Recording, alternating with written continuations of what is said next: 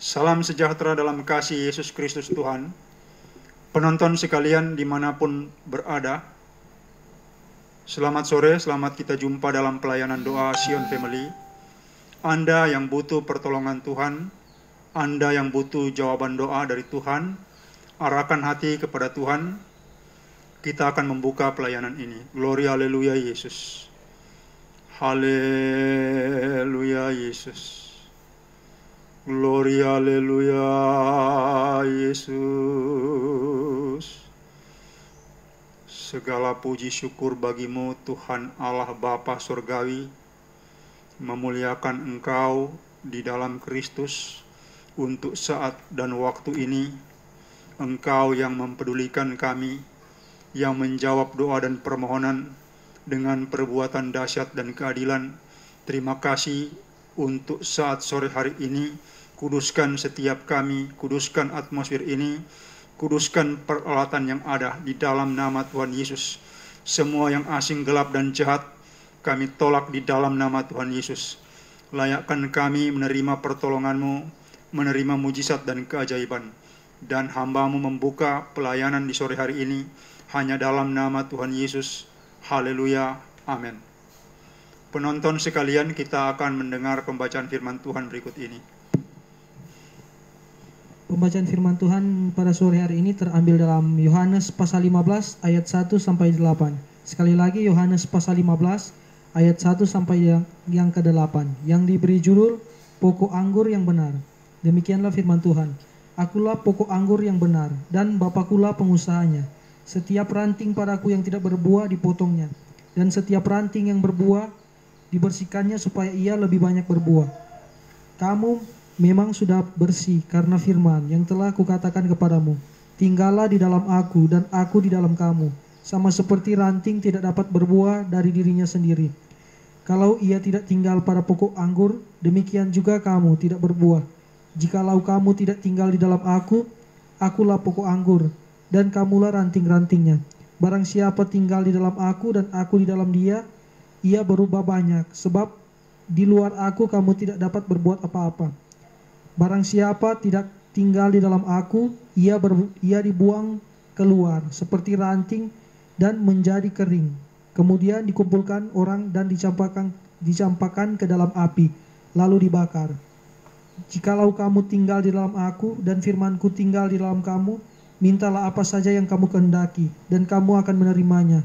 Dalam hal inilah Bapakku dipermuliakan, yaitu jika kamu berbuah banyak, dan dengan demikian kamu adalah murid-muridku. Demikianlah firman Tuhan. Penonton sekalian, kita sudah mendengar pembacaan firman Tuhan ini. Perkataan Tuhan Yesus tentang Dia Tuhan sebagai pokok anggur yang benar. Dia adalah batang primer yang mensuplai kehidupan ke seluruh batang-batang kecil dan ranting-rantingnya, cabang-cabang kecil itu, yaitu setiap orang yang percaya kepadanya. Dia mensuplai kehidupan.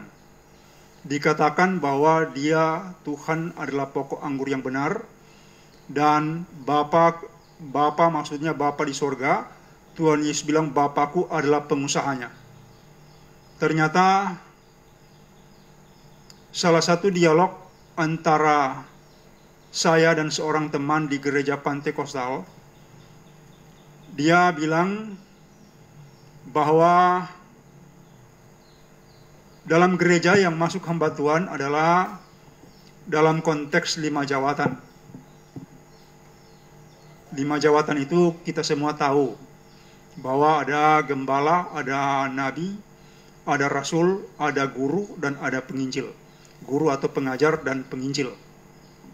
Dan saat itu dia tunjuk orang yang adalah pengusaha. Dia bilang kalau yang itu bukan hamba Tuhan. Setelah saya buka Yohanes pasal 15, ternyata pengusaha itu adalah hamba Allah. Bukan hamba Tuhan, tetapi hamba Allah. Karena Bapa yang di sorga itu adalah pengusaha. Berarti semua pengusaha Kristen, pengusaha-pengusaha yang benar itu itu adalah hamba Allah Bapa di sorga. Itu saya dapat jawabannya ketika buka Yohanes pasal 15 ini. Nah, pengusaha dengan demikian berarti jabatan yang tinggi. Sebagai bisnismen, jabatan yang tinggi. Dan Bapa adalah pengusahanya, kata Tuhan Yesus. Dia Tuhan sebagai pokok anggur yang benar. Maksudnya batang primer. Yang mensuplai kehidupan ke seluruh batang kecil, batang-batang sekunder, dan juga ranting-rantingnya. Yaitu kalau diandaikan sebagai kebun anggur Allah dalam Yesaya pasal 5, tolong dibaca. Yesaya pasal 5, tolong dibaca, Billy, ayat 7. Yesaya pasal 5 ayat 7. Demikianlah firman Tuhan. Sebab kebun anggur Tuhan semesta alam ialah kaum Israel, dan orang Yehuda ialah tanam-tanaman. Kegemarannya dinantinya keadilan, tetapi hanya ada kelaliman dinantinya. Kebenaran, tetapi hanya ada keonaran. Demikianlah firman Tuhan. Ya, kebun anggur Tuhan atau kebun anggur Allah. Sebab itu Yesus Kristus Tuhan kita mengatakan bahwa dia adalah pokok anggur yang benar. Batang primer yang mensuplai kehidupan ke seluruh batang sekunder dan juga ke ranting-rantingnya. Nah, kita melihat ini sangat jelas. Dan ranting yang tidak menghasilkan buah akan dipotong. Di ayat 2 itu dalam pembacaan kita, Yohanes pasal 15, sekali lagi dibaca ayat 2-nya, Billy. Yohanes 15 ayat 2. Ayat 2. Demikianlah firman Tuhan. Setiap ranting padaku yang tidak berubah, dipotongnya. Yang tidak berbuah, dipotongnya. Dan setiap ranting yang berbuah dibersihkannya, supaya ia lebih banyak berbuah. Ya. Jadi ranting yang tidak berbuah itu akan dipotong. Bapa akan memotong ranting itu karena apa? Tidak berbuah. Biasanya kalau petani, apalagi petani yang sudah cukup tahun bertani, dia akan mengerti mengenai batang air. Batang air itu adalah cabang atau ranting yang bertumbuh subur daun-daunnya. Bertumbuh subur daun-daunnya tetapi tidak berbuah. Dia disebut batang air. Petani menyebut itu batang air dan mereka biasanya langsung memotong, tidak menunggu lagi dia akan berbuah atau tidak, karena mereka rata-rata tahu bahwa namanya batang air tidak akan berbuah. Jadi langsung dipotong. Nah, demikian juga Bapa di sorga akan memotong ranting-ranting yang tidak menghasilkan buah dan akan membersihkan ranting-ranting yang menghasilkan buah. Karena memang biasanya batang air ini dia mencuri makanan, dia mencuri nutrisi dari batang primer atau pokok anggur itu, dia curi nutrisinya itu, kemudian dia pakai hanya untuk menghasilkan daun-daun yang besar, subur. Ya, intinya hijau royo-royo. Jadi inilah yang akan dipotong. Batang air ini yang tidak menghasilkan buah merupakan ranting yang tidak berguna. Kenapa? Karena dia membuat justru jika di dekat situ ada ranting yang berbuah, maka buahnya akan jadi kecil. Sebab itu dikatakan di sini akan dibersihkan agar menghasilkan buah yang lebih banyak tentunya dan lebih besar. Nah, Yesus sebagai pokok anggur yang benar mensuplai sesuai ketetapan Allah Bapa di sorga. Dia mensuplai kehidupan kepada setiap orang Kristen. Itulah kehendak Bapa. Allah Bapa memelihara setiap kita. Tetapi sebagai seorang pengusaha, Bapa itu menuntut dari kita pada sebuah titik, dia menuntut benefit, dia menuntut sebuah manfaat, kegunaan, atau dia menuntut keuntungan dari setiap ranting-ranting yang ada. Dan kalau dia dapati bahwa rantingnya memang tidak menghasilkan buah, segera dia potong. Segera dia potong, ditabas, kemudian yang berbuah dibersihkan. Yang berbuah itu dibersihkan. Nah, jadi semua kita, tidak terkecuali saya, Anda, dan setiap orang Kristen, itu dipelihara oleh Allah. Ada tertulis, sedangkan burung-burung di udara tidak menabur tapi menuai, apalagi ke anak manusia. Yaitu seperti kewajiban Allah untuk memelihara dan memberikan apa yang kita butuh dan perlukan untuk sebuah titik nantinya kita harus menghasilkan buah. Yesus berkata bahwa akulah pokok anggur yang benar. Kenapa? Karena merujuk Yesaya pasal 5 ayat 7 ini. Dialah kebun anggur Tuhan yang mensuplai kehidupan kepada orang-orang Yehuda dan orang-orang Israel. Dia mencari keadilan, tetapi yang ada itu keonaran. Pokoknya kacau. Umat Israel itu yang ada di sinagog, bahkan para imamnya, orang Farisi, Saduki, ahli Tauratnya, itu rata-rata rusak. Karena apa? Tidak berakhlak.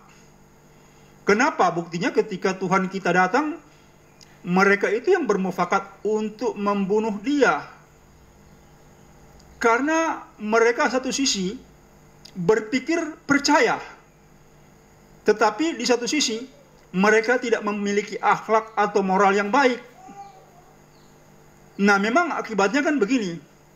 Sementara Tuhan Yesus memberitakan Injil, kerajaan Allah, sementara itu juga mereka merencanakan bagaimana untuk membunuh dia.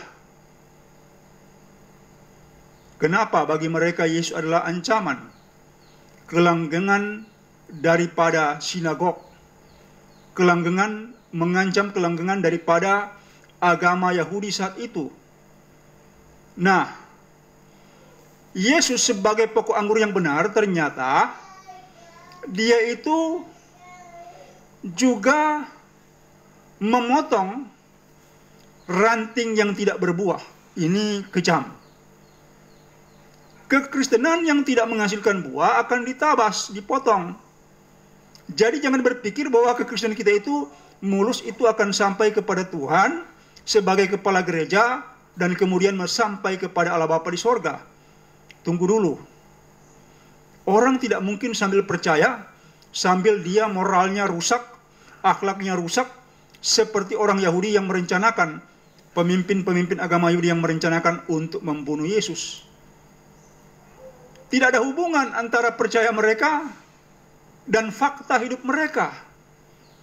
Nah, ini sebuah kenyataan ketika lembaga agama itu memilih orang-orang yang tidak kredibel, mereka justru memelihara, kebalikan dari Tuhan.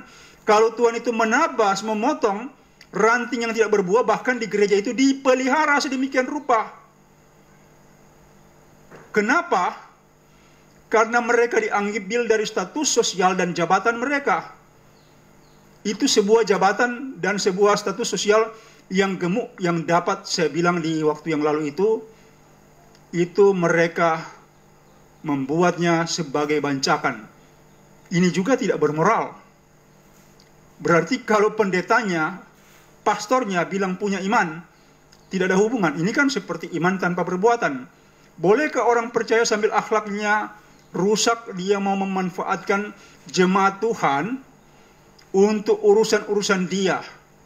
Nah, masalahnya harapan Tuhan agar kita berbuah. Harapan Bapa sebagai pengusaha kita menghasilkan benefit. Dia mendapat benefit dari kita. Ada keuntungan dari kita. Setelah Allah memelihara kita sedemikian rupa, keadaan kita baik, mungkin engkau punya usaha, mungkin engkau punya pendapatan yang cukup besar, Mungkin engkau punya kedudukan yang cukup besar, mungkin engkau punya jabatan yang besar. Itu adalah pemeliharaan Allah. Dan setelah itu dia berharap Anda itu memberi benefit bagi dia, Allah Bapa. Kekristenan tidak dapat dipelihara lagi kalau itu hanya daun belaka. Pohon ara dikutuk Tuhan Yesus karena apa? Cuma daun belaka. Allah Tuhan melihat bukan daunnya, dia melihat buah. Kita dalam kemegahan agama kita itu sering terlalu banyak berbuah, terlalu banyak berdaun. Terlalu banyak berbunga dan berdaun.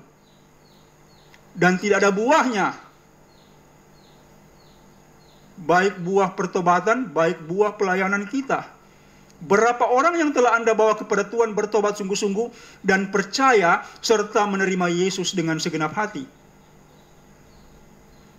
Berapa jauh Anda itu menghasilkan buah pertobatan dalam karakter, sifat, dan tabiat?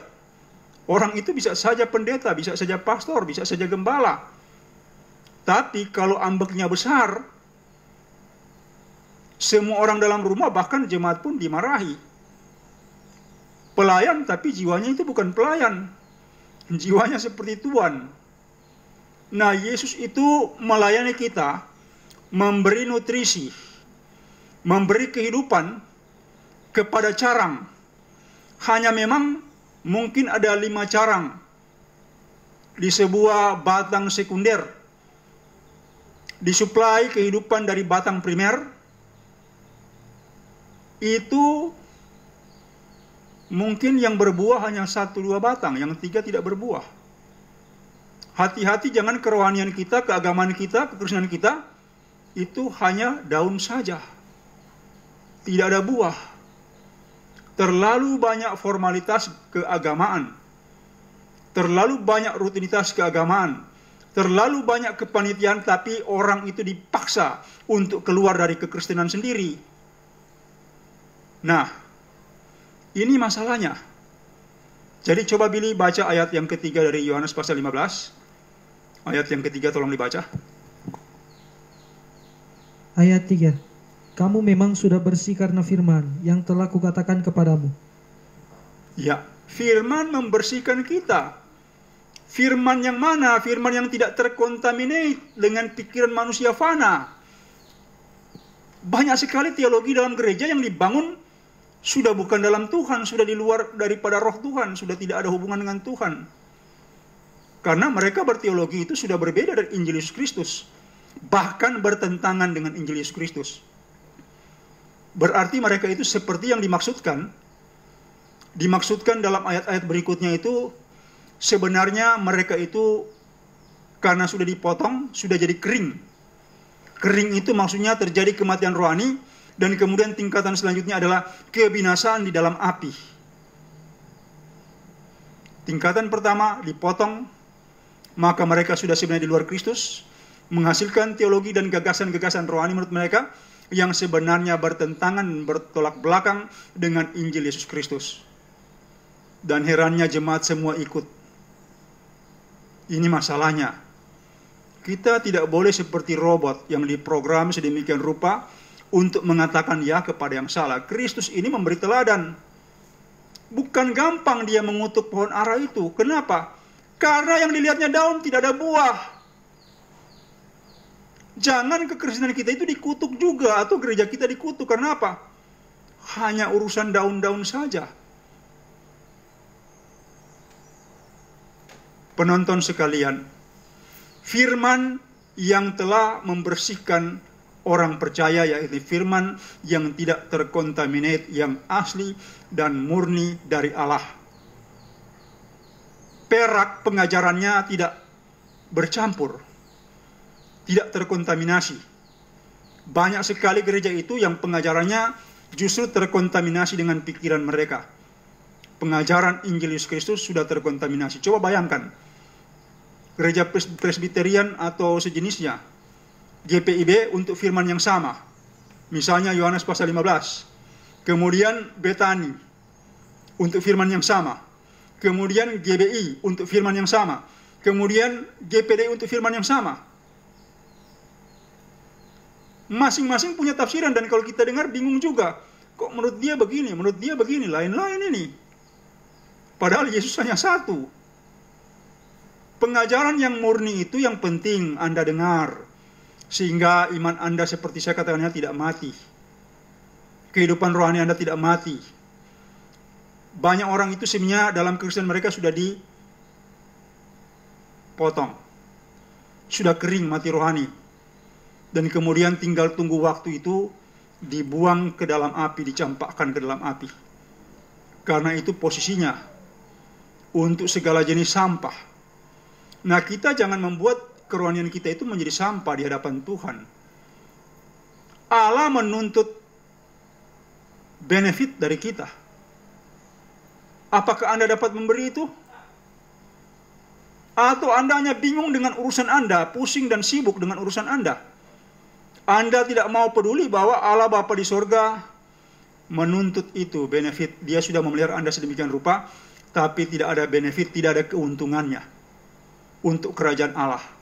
Itu yang saya bilang tadi, berapa orang yang engkau bawa kepada Tuhan dan telah bertobat sungguh-sungguh orang-orang itu, dan percaya menerima Yesus Kristus di dalam hatinya.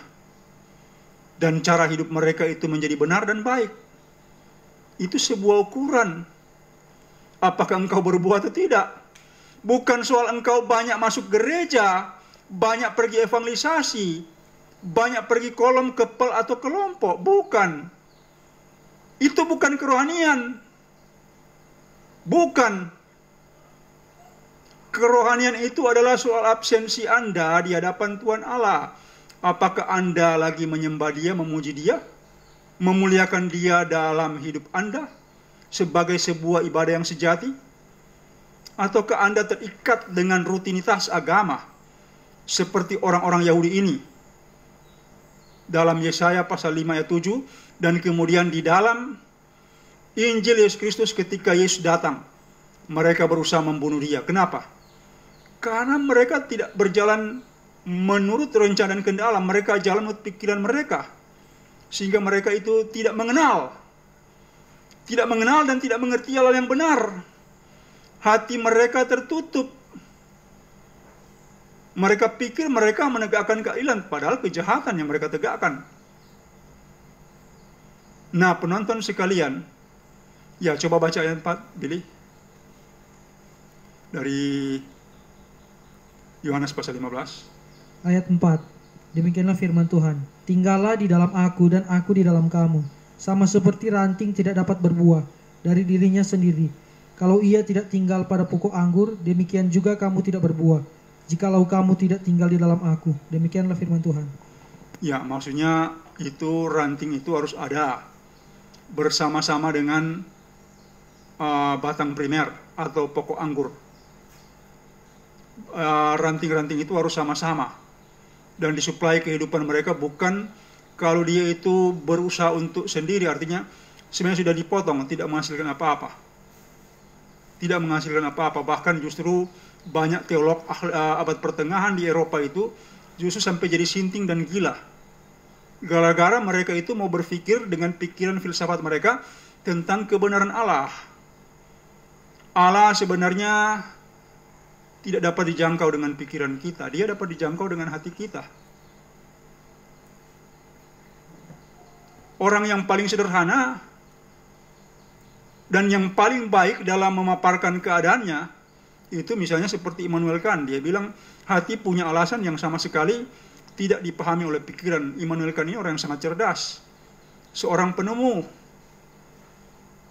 seorang peneliti. Tapi dia tahu ada kesaksian roh dalam hatinya yang tidak dapat dicerna oleh pikiran, dan dia harus berjalan menurut kesaksian roh itu. Masalahnya banyak orang itu mencoba berjalan menciptakan teologi yang sudah berbeda. Sebenarnya mereka sudah dipotong, terlepas dari pokok anggur. Sudah tidak ada di batang, mereka sudah di tanah, sudah jatuh, sudah kering dan siap untuk dibakar. Nah, ini masalahnya. Jadi penting sekali untuk tinggal di dalam Dia. Anda mungkin bingung maksudnya dalam firman-Nya. Anda tinggal dalam firman-Nya, tinggal dalam perkataannya.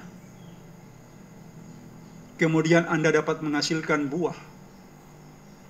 Sebab tidak mungkin orang itu kalau dia tidak melayani Tuhan, dia tidak melayani Allah, maka dia itu bilang, ada seperti orang bilang kepada saya, kami ini pelayanan. Saya tanya, pelayanan bagaimana? Ini pendeta yang bilang, pendeta gereja karismatik. Kami pelayanan kepada jemaat. Oh ya? Saya balik tanya, kamu berdoa satu hari berapa lama? Ya pokoknya kalau udah waktu berdoa. Kalau tidak, berdoa saja bangun pagi atau tidur malam. Saya bilang, ini lucu. Kita tidak dapat mensuplai kehidupan dari Tuhan kalau kita tidak di-charge. Coba bayangkan HP Anda itu tidak di-charge.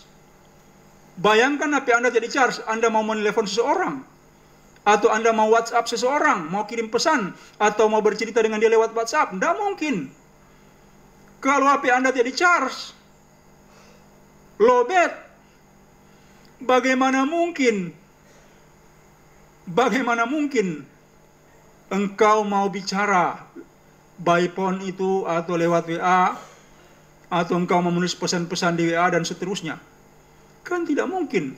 Begitu juga kalau orang tidak melayani Tuhan dalam mesbah, tidak melayani Tuhan dalam roh, dia tidak dapat melayani umat. Saya tanya kepada seorang junior gereja Presbyterian,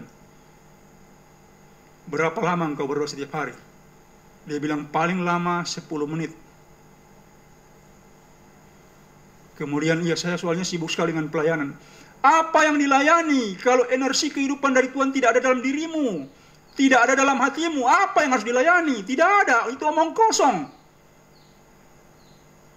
Kita tidak dapat merubah orang dengan kata-kata. Kita hanya dapat membuka hati dan membuat roh Tuhan menjamah mereka lewat kita. Apakah bentuknya?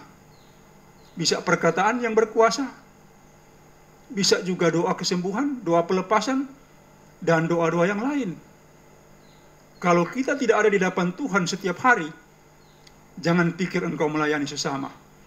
Dasar pelayanan terhadap sesama itu harus dilayani dengan pelayanan kepada Tuhan terlebih dahulu.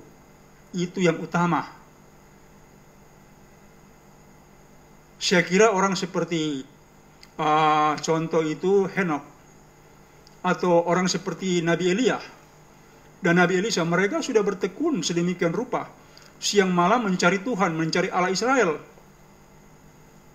Sewaktu-waktu Allah Israel menyuruh mereka itu turun ke bawah, dari Gunung Karmel turun ke bawah. Kemudian melayani orang, temui si A, temui si B, layani dia. Dia butuh ini, butuh itu. Nah, jadi pelayanan mereka berdasarkan apa yang dinyatakan Tuhan. Banyak orang itu berpikir mereka bisa menginjil dengan kata-kata mereka, seolah kata-kata mereka dapat mengubah dunia. Ini bukan di orang awam. Di antara para pendeta karismatik bahkan. Saya kira kita dituntut. Bapa menuntut benefit dari kita. Engkau harus berbuah. Sebab pilihannya hanya dua. Berbuah, atau kalau tidak berbuah, akan dipotong. Engkau akan segera keluar dari Tuhan. Ini firman, bukan perkataan saya. Yohanes pasal 15, ini firman. Yesus sebagai pokok anggur yang benar. Coba Billy lanjutkan ayat 5, dibaca. Ayat 5. Akulah pokok anggur, dan kamulah ranting-rantingnya. Barang siapa tinggal di dalam aku dan aku di dalam dia, ia berubah banyak. Sebab di luar aku, kamu tidak dapat berbuat apa-apa. Berbuah banyak. Ya, di luar Kristus kita tidak dapat berbuat sesuatu. Artinya apa? Kalau engkau tidak charge energi rohmu, tidak ada, engkau tidak dapat melayani sesama. Tidak ada gunanya.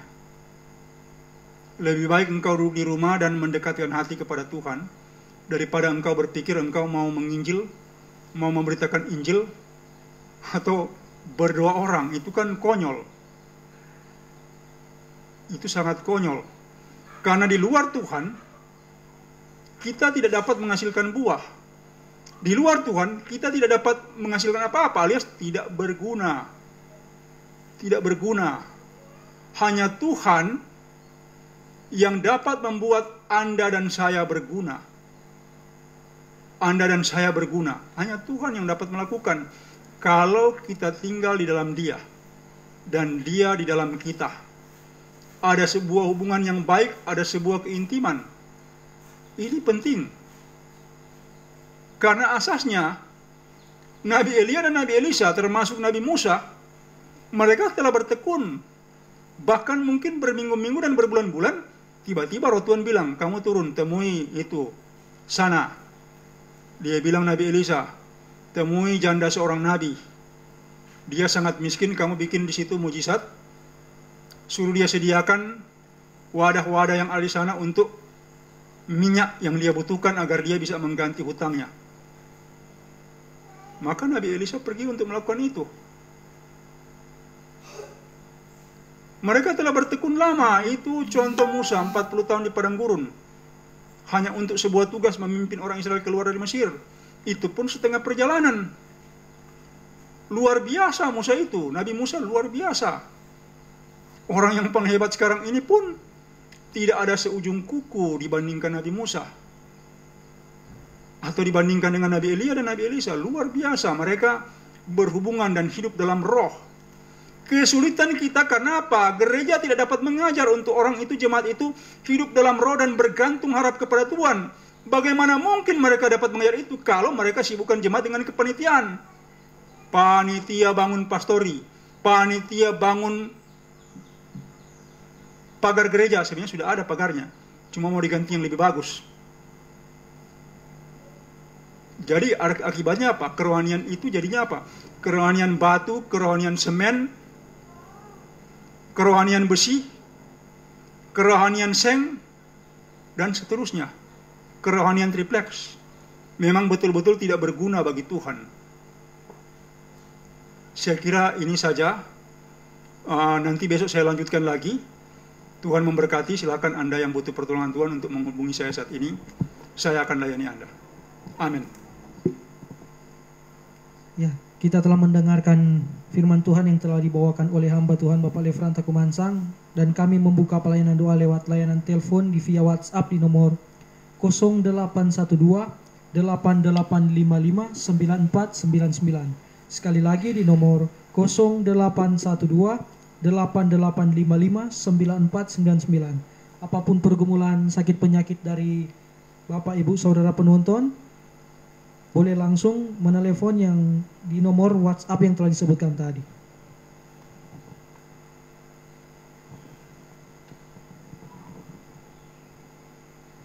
Dari Ibu Catherine, Shalom, selamat sore Pastor Lefran. Selamat melayani, Tuhan Yesus memberkati. Ya, terima kasih, Tuhan memberkati Anda Ibu Catherine. Dan dari Ibu Arni Friska, selamat melayani Pak Pendeta, Tuhan Yesus memberkati. Ya, terima kasih Ibu Friska, Tuhan memberkati Anda. Dan kami masih membuka pelayanan doa di layanan telepon di via WhatsApp di nomor 0812 8855 9499. Sekali lagi di nomor 0812 8855 9499.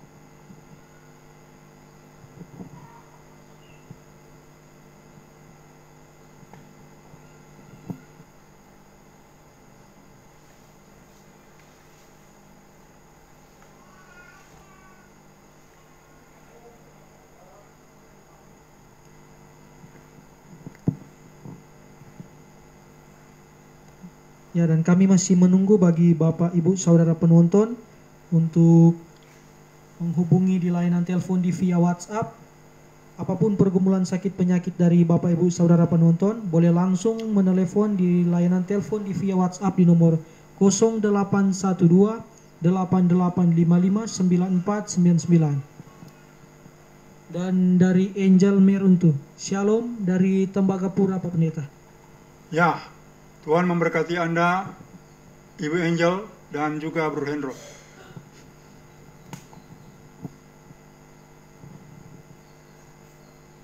Bagi Bapak Ibu Saudara penonton yang baru masuk di halaman dari hamba Tuhan Bapak Lefranta Kumansang, Bapak Ibu Saudara penonton boleh menekan tombol suka untuk mengikuti setiap pelayanan-pelayanan doa yang ada di halaman dari hamba Tuhan Bapak Lefranta Kumansang. Tekan suka dan mengikuti.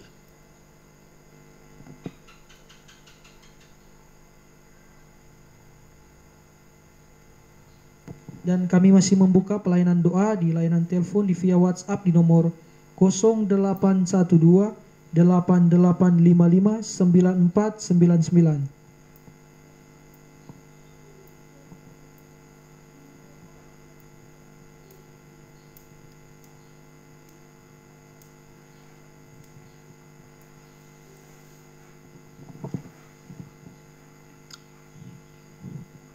Dan bagi Bapak Ibu Saudara penonton yang tergerak hati untuk mendonasi pelayanan dari hamba Tuhan Bapak Lefranta Kumansang, Bapak Ibu Saudara penonton boleh langsung ke channel YouTube dari hamba Tuhan Bapak Lefranta Kumansang. Di situ ada nomor rekening dan juga jadwal-jadwal pelayanan dari hamba Tuhan Bapak Lefranta Kumansang.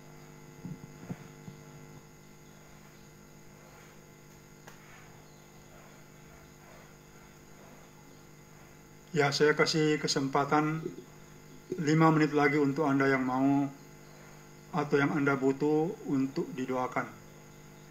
Kalau Anda masuk halaman itu, selain Anda tekan suka, Anda juga tekan mengikuti. Dan tadi untuk maksud daripada pembawa acara bahwa mendonasi itu ada di deskripsi bersama nomor rekening di situ bersama dengan jadwal pelayanan. Saya kira itu saja.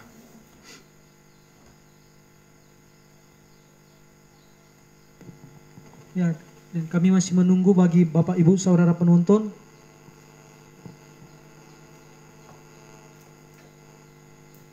ya, masuk dari nomor telepon. Shalom. Shalom, Pak. Ya, shalom. Shalom. Ya, shalom. Gimana, Bu? Shalom, Pak Pendeta. Selamat sore, Pak. Sore, gimana? Kabar baik, Pak. Sukacita. Saya cuma mau sharing aja sedikit, Pak. Saya berdoanya ini sudah sering lah, Pak. Malah tengah malam saya sering berdoa, gitu. Sudah mulai mendekatkan diri sama Tuhan, gitu. Tapi kenapa ya, Pak? Ya, di mana kendalanya itu, Pak? Kenapa kok semakin banyak sekali kebingungan saya, Pak? Gimana? Gimana, Bu? Maksudnya saya ini sudah mulai lah mendekatkan diri sama Tuhan gitu, istilahnya berdoa juga saya kadang-kadang jam 2, jam 3, jam 4 saya bangun saya doa gitu, sudah sesering mungkin lah saya kasih waktu sama Tuhan, tapi masalah ini semakin bertubi-tubi datang sama saya, Pak. Apa? Masalahnya semakin bertubi-tubi. Ya, itu... Jadi kadang-kadang saya nggak kuat gitu, jadi mohonlah Pak Ibu, doanya supaya tolong kuat. perkenalkan nama dan asal dari wilayah mana. Tolong diberitahu karena ini kan didengar banyak orang. Iya, Pak. Nama Ibu dan juga asal dari mana. Oh, saya Ibu Arni, Pak. Ibu Arni Friska, Ya. Terbuka. Iya, maksudnya orang lain kan dengar, saya kenal. Iya, dari Pekanbaru, Pak. Dari Pekanbaru. Oh iya, oke.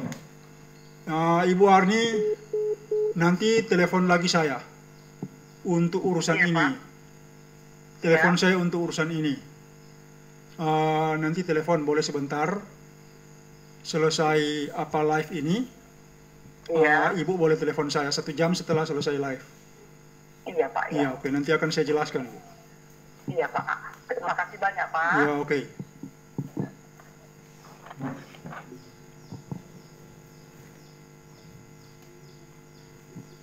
Ya, kami masih membuka pelayanan doa di layanan telepon di via WhatsApp di nomor 0812 8855 9499. Sekali lagi, kami masih membuka pelayanan doa bagi Bapak Ibu Saudara penonton yang ingin didoakan dan ingin langsung dilayani oleh hamba Tuhan Bapak Lefranta Kumansang, boleh langsung menelepon di layanan telepon di nomor 0812 8855 9499.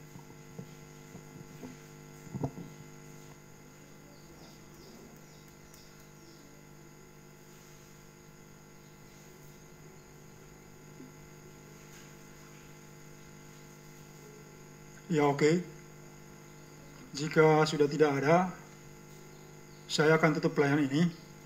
Untuk Anda yang telah mengirim pesan kemarin di WhatsApp pelayanan saya, Anda standby sebentar. Kalau tidak salah ada 3 orang, saya akan menghubungi Anda. Saya kira itu saja. Mari arahkan hati kepada Tuhan Yesus. Pegang dengan tangan kanan bagian yang sakit di tubuh Anda atau kena serangan roh jahat. Pegang dengan tangan kanan. Kita berdoa. Bapa, dalam nama Tuhan Yesus, Engkau jamah kekasih-kekasih-Mu ini, dan tolong berkati mereka dengan kesembuhan. Roh sakit penyakit keluar dalam nama Tuhan Yesus. Roh sakit penyakit keluar dalam nama Tuhan Yesus. Rasa sakit dan nyeri hilang dalam nama Tuhan Yesus. Roh jahat keluar dalam nama Tuhan Yesus. Demikian Engkau jamah mereka.